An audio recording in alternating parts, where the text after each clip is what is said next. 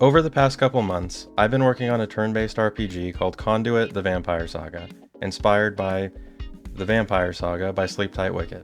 I wanted to make a series here on YouTube in order to document my progress on this game for anyone interested, and in this video I'll give a general overview of the game as well as how and why I decided to make it in the first place.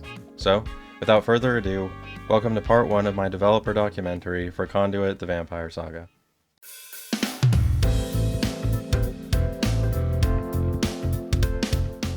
This whole thing started about 10 months ago when I happened to stumble upon a certain video that inspired me to make a video game in the first place.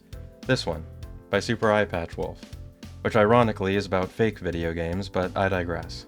Basically, this video is about a certain unconventional mode of storytelling where someone conveys a narrative through things like guidebooks, covers, and artwork for games that don't actually exist. And it left me with two thoughts. First, that this unconventional mode of storytelling is really cool.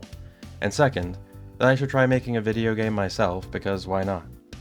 Not long after, I came across The Vampire Saga by SleepTightWicket ASMR. Basically, the series follows the POV of a conduit, a young college student who mysteriously attracts the attention of supernatural creatures. Now admittedly, I'm not super familiar with ASMR, but I've never seen anyone incorporate a continuous narrative with a wide cast of likable characters and an interesting story into this genre of video. In other words, The Vampire Saga is a story that utilizes an unconventional mode of storytelling, which really caught my attention.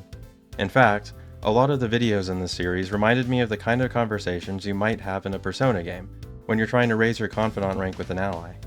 This got me thinking, this series, and especially these characters, would make a really cool video game. Now, as I said before, I was dabbling in game development, but I never really intended to make a public game. I was only planning on making one for some of my friends, based off our Dungeons & Dragons campaign, but this series gave me a feeling of inspiration that I honestly had never felt before, so I decided to just go for it. I put some designs together and established a rough concept of what I wanted the game to be, and I sent it over to Wicket, asking for permission to make an RPG using her characters. She liked the idea, and so I got to work. I started developing the game using RPG Maker, which, if you don't know, is a game engine that is known for its accessibility and thus is really handy for beginners like myself. While the engine is often criticized for its limited options, you can get quite a lot out of it if you put the effort in, and I believe it's more than capable of bringing the vision I have for this game to life. However, before I could truly get started, I needed two other things: art and music. Unfortunately, I'm not much of an artist, nor did I have the money to hire one, but I was determined to make this game a reality. So I did some digging, and I found an asset pack that was high quality and obscure enough not to be recognized in a million other games. Then, using that as a template, I created the character sprites and any other custom asset I would need for the game. As for the music, I found most of it from this channel here on YouTube, and you're hearing some of it right now in this video. I was able to find a great selection of songs that fit the vibe of the game perfectly, and I'm really happy with how it turned out.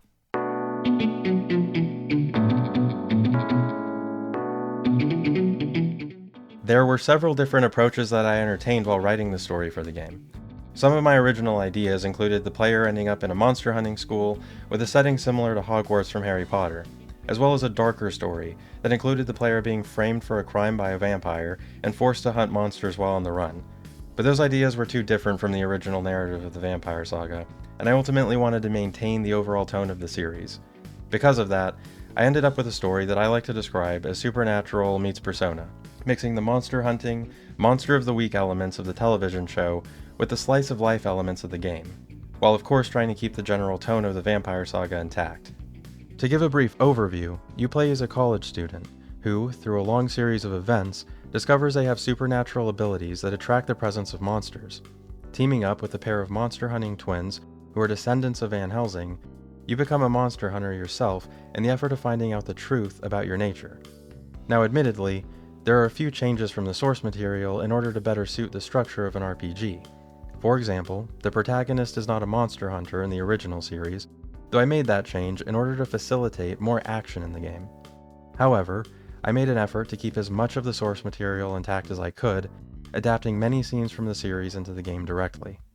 I hate group projects. Why am I even in this class? It's awful. I bet you're so excited to be matched with the weird girl in the back of the class. I'm not deaf, you know. I know what everyone says about me. I mean, judging by your outfit, you look pretty reliable. I mean, who else would wear chinos to a class? I wanted to keep the focus of the story on the characters and their relationships, which I think is the most important part of the game, but I'll talk about each individual character in greater detail in a later video.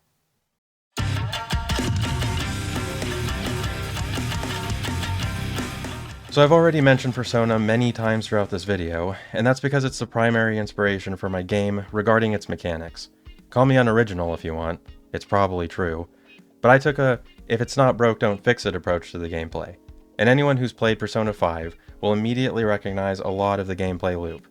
Hanging out with friends, doing activities around town, studying for school, and so on. I also incorporated other notable features of the series, such as a calendar system that makes time management essential, as well as social stats, which pertain to how much you can do outside of combat. Speaking of combat, the game uses a turn-based system with a real-time dodge mechanic inspired by games like Expedition 33, in order to make the battles feel more tense and engaging. Similar to the life sim part of the game, I wanted the main challenge of the dungeon crawls, so to speak, to be about resource management, as you need to make sure to balance your health, MP, and items properly in order to make significant progress. So far, this project has been a blast to work on, and I'm really looking forward to seeing where this thing will go. Thank you all for watching, and please check out the game if it's of any interest to you. The first part of the game is out and free to download, and I'm continuing to work on and improve it. And if you've already played it, thank you so much. It means the world to me. I never expected anyone to ever play a game that I made, yet alone the over 100 of you who have downloaded the game so far. But at the end of the day, if you only take one thing away from this video, let it be this. If you have a story in your head that you want to tell, do it. Whether it be a book, game, movie, or maybe even a more unconventional mode of storytelling, it's worth creating. Don't be dissuaded by doubting your skill or ability to create something good. It may sound cheesy, but expressing yourself through an art form can really have a positive impact on yourself, and possibly even other people.